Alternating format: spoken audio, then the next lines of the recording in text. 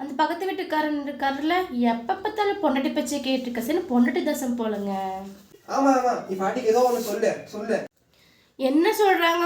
சும்மா சொல்லுன்னு இருக்கீங்க.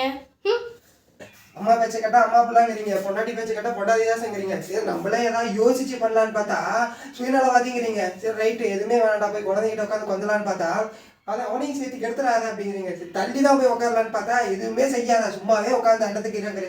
சரி ரைட்டு, வேலைக்காவது போய் அங்கே சம்பாதிச்சுட்டு வரலான்னு பார்த்தா உனக்கு தான் எடுக்கிற கல்யாணம், வேலைன்னு சுற்றிட்டு இருக்கிற அப்படிங்கிறீங்க. சரி வேலைக்கு தான் போவோம், நம்ம வீட்டில் விட்டுட்டு பொண்டாட்டியை வேலைக்கு அனுப்பலான்னு பார்த்தா அவளே என்ன குழம்புப்படுத்திட்டு இருக்க, அவளை வேலைக்கு அனுப்பி சாப்பிட்டுட்டு இருக்கிறேன்னு சொல்கிறீங்க. சரி ரைட்டு, அவளே வீட்டில் உட்கார வச்சுட்டு நம்ம வேற ஏதாவது வேலை செய்யலான்னு பார்த்தா அவளோட சுதந்திரத்துக்கு நீ விட மாட்டியா, அவளை இப்படியே குழம்புப்படுத்திக்கிட்டே இருக்கியே ஒரே இடத்துலயே வச்சுட்டு அப்படின்னு சொல்லி கேட்குறீங்க. ரைட்டு, ஏதாவது வாங்கிட்டு வரலான்னு பார்த்தா காசு ஏட்டா கறி ஆக்குறேன்னு கேட்குறீங்க. சரி எதுவுமே வாங்கிட்டு வரலன்னா கஞ்சா பையன் இது கூட வாங்கிட்டு வர மாட்டியா அப்படின்னு சொல்கிறீங்க. இப்போ கூட இந்த வீடியோவை அப்லோட் பண்ணா ஆம்பளைக்கு சப்போர்ட்டுன்னு தானே சொல்லிட்டு வருவீங்க. இதெல்லாம் பண்ணிட்டு உனக்கு என்னப்பா ஆம்பளை ஜாலியாக தான் இருக்க, பொம்பளை நாங்கள் தான் கஷ்டப்படணும்னு சொல்லுவீங்க பாருங்க. அடாடாடாடாடா.